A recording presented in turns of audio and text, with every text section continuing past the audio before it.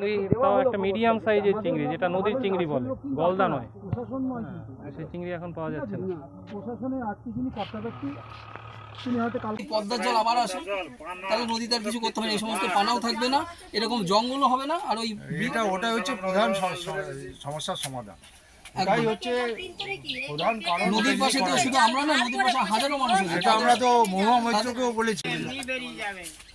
এর জন্য দায়ী, এর জন্য একমাত্র দায়ী হচ্ছে প্রশাসন। সেটা হচ্ছে মাথাটাকে ছাড়িয়ে দেওয়া। হ্যাঁ, এটাকে চায়না জাল বলে আর কি। এটা কত?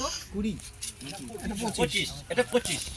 আচ্ছা, ওই যেটা ঘন বলছে সেটাতে কি হয়,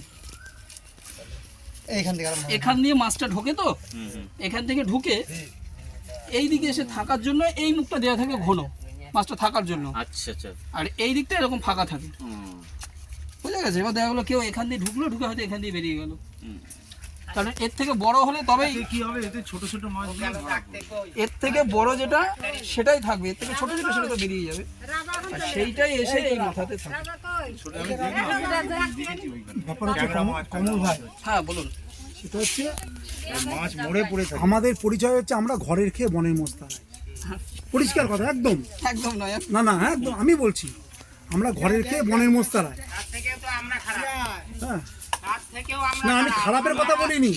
ডাকলেন আমরা গিয়ে হাজির হলাম, তাহলে আমরা কি করছি? না না, আমি খারাপ ভালোর কথা বলিনি, কিন্তু আমরা হচ্ছে ঘরের খেয়ে বনের মোষ তাড়ানো। ডাকলে হাজির। অন্য কারোর কাছ থেকে শুনে না, কোনো সার্ভিস টার্ভিস কিছু করে না। যেখানে মাছটা দাঁড়াবে সেখানে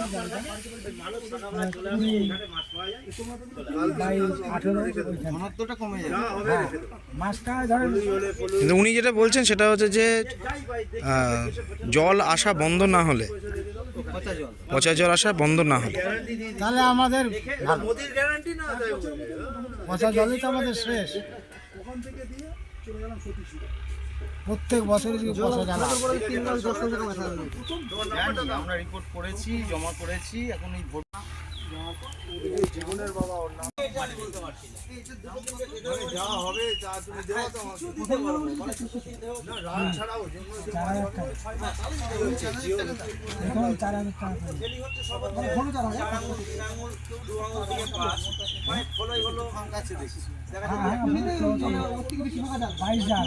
বাইশ